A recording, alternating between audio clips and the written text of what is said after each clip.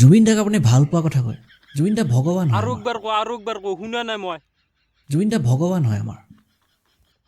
জুবিন গাৰ্গে ভগৱানে জানো মদ খায়? साले को बम से उड़ा दूंगा। মানে এতিয়া খাই নেকি আন? ভগৱানে যদি মদ খায় সি আৰু কেনেকৈ জানো ভগৱান হ'ব?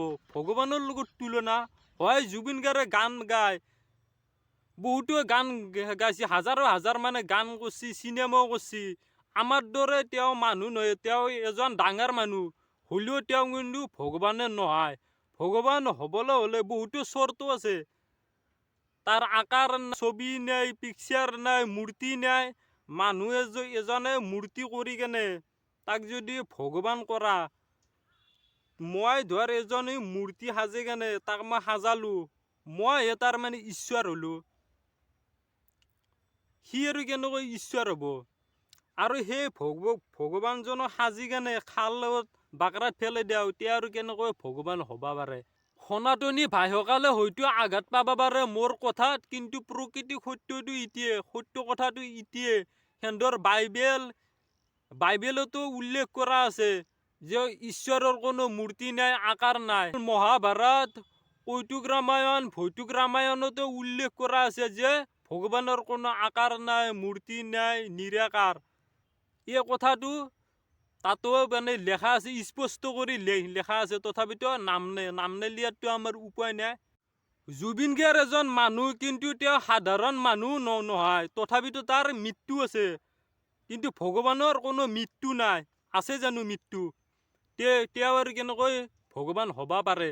আৰু গাইজ এটা কথা কওঁ, জুবিন গাৰ্গক যেতিয়াই অনুৰাগীসকলে মিলিবলৈ যায় বা ঘৰত গৈছিল, তেওঁক কৈছিল তুমি আমাৰ কাৰণে ভগৱান হয়। জুবিন গাৰ্গে নিজে কৈছে মই কোনো ভগৱান নহয়। জুবিন গাৰ্গে গাইজ নিজে কৈছে যে মই কোনো ভগৱান নহয়। আৰু অন্ধভক্ত চালা। জুবিন গাৰ্গৰ গান আমিও শুনো গাইজ, যিহেতু গান শুনা হাৰাম, তথাপিতো গান শুনা যায়। আৰু যিকোনো গান শুনা হাৰাম, সি জুবিন গাৰ্গৰ গান, অৰিজিত সিঙৰ গান, হানি সিঙৰ গান, যাৰ কি গান নহওক হাৰাম। আৰু এই যিটো আল্লাহৰ যিটো হাৰামক হালাল কৰে, তাক আমি ৰোজ কৰিম। Would like to take notes while I take totes of the marijuana smoke. ক'বা পাৰে মোস্তফা কামাল আজহাৰীয়ে যে গান বাজনা হালাল, কিন্তু তাক কিন্তু ৰস্ম কৰি থৈছো আগতীয়া কৰি। গান বাজনা চৰাচৰি হাৰাম, তথাপিতো গান শুনা যায়। আৰু জুবিন গাৰ্গৰ গান ময়ো শুনো গাইছ। তোমাৰ দৰে অনুৰাগী ময়ো এজন জুবিন গাৰ্গৰ। অল অসমত, অল ভাৰতত জুবিন গাৰ্গৰ গান নুশুনা মানুহ নাই। প্ৰত্যেকজনে শুনে, কিন্তু জুবিন গাৰ্গ কোনো ভগৱান নহয়। জুবিন গাৰ্গৰ মৃত্যু আছে, ঈশ্বৰৰ মৃত্যু নাই। আৰু এটা কথা কোৱা গাইছ, লাংটা বাবা, গুটি বাবা, ঠকৰি বাবা এলা ভগৱান হবই নোৱাৰে।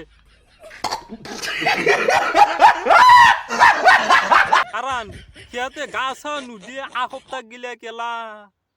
ভগৱান হ'ল চাফ চিকুণ, সেইকাৰণেতো আমি নামাজত গেলি ইছলাম ধৰ্মৰ উজু কৰে, কাপোৰ পাকো কৰিব লাগে, অল শৰীৰ চাফ চিকুণো কৰি কেনে নামাজত আদায় কৰিব লাগে।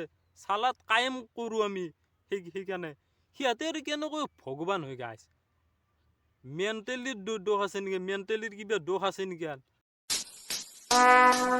Would like to take notes while I take totes of the অলপ ভাবি চাবা, অলপ চিন্তা চাবা।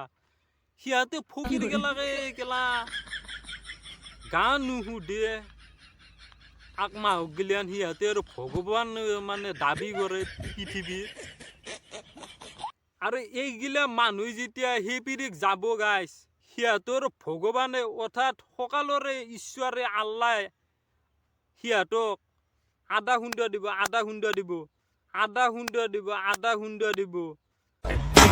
চালা মোক দণ্ডে মানে অস্বীকাৰ কৰিছিলি, যি নেকি মই ৭ আসমান ৭ জমিন মানে সৃষ্টি কৰিছো, মানে তৰু লতা বৃক্ষ সৌৰজগত তোমালোকে চাও জমিন মই ৰাইজক গিলে খেতি কৰিব গেলে মানে বিচি দিছো। সেইজনক আল্লাহক তোমালোকে অস্বীকাৰ কৰি থাকা বা ভগৱানক তোমালোকে অস্বীকাৰ কৰি থাকা। যিজনে নিগান মাক বাইপেকৰ সংযমৰ দ্বাৰা নাপাকি বীৰ্যুৰ দ্বাৰা তোমাক সৃষ্টি কৰিছে, মোক সৃষ্টি কৰিছে, ৰূহ দিছি, সেইজনে হ'ল ভগৱান। আৰু তেওঁৰ কোনো মৃত্যু নাই, কিয়ামতলৈ তেওঁলোকৰ মৃত্যু নাই, সেইজনে হ'ল ভগৱান। এলা লাংটা বাবা, গুটি বাবা, ধকৰি বাবা, এলা আৰু জানো ভগৱান হ'ব পাৰে জানো গেলা? আৰু ভগৱান এজন, আৰু ভগৱান যদি দুজন হলা হয়, তাৰো প্ৰমাণ আমাৰ হাদিছত দিছে আল্লাহ তাআলা, কক সুবহান আল্লাহ। কাৰণ ভগৱান যদি দুজন হলা হয় গাইছ, হল আসমানৰ ভগৱানে কলা হয় এতিয়া ৰ'দ দি, আৰু জমিনৰ ভগৱানে কলা হয় এতিয়া ৰ'দ নেদবি। আৰু মানে ভগৱানক মানে মাৰামাৰি হৈ গেলা হয়। বা গাছ বিৰিগৰ ভগৱানে কলা হয় এতিয়া বতাহ দি, আৰু কিবা ভগৱানে কলা হয় এতিয়া বতাহ নেদিবি। মানে ভগৱানক মানে মাৰামাৰি হৈ গেলা হয়। কাৰণ এজন ভগৱান হল ঈশ্বৰ, হল আল্লাহ, মানে তাৰ আকাৰ নাই, তেওঁৰ মানে যি ইচ্ছা মানে সেই কৰিব পাৰে গাইছ। মানে পৃথিৱীখনত কিছুমান এনে মানুহ আছে, ইছলাম ধৰ্মত বাহিৰে হয়তো কিছুমান মানুহ আছে যেনে ভগৱান মানে 3জন 4জনক মানে। তেওঁলোকক ক'ব বিচাৰিছে যে ভগৱান 2জন 3জন হবা নপৰে। কাৰণ 2জন 3জন যদি ভগৱান হলা হয়, ভগৱানৰ লগত ভগৱানে মাৰামাৰি লাগিলে হয়। তো এই ভিডিঅ'টো যদি ভাল লাগছি, আৰু জুবিন গাৰ্গৰ উদ্দেশ্যে মই কোনো কোৱা নাই, জুবিন গাৰ্গৰ যোনগিলা অনুৰাগী আছে তেওঁলোকে কোনো বয়া পাবা নাগে। জুবিন গাৰ্গৰ গান ময়ো শুনো, যিহেতু গান হাৰাম, তথাপিতো গান শুনা যায় আৰু জুবিন গাৰ্গৰ গান বুলি।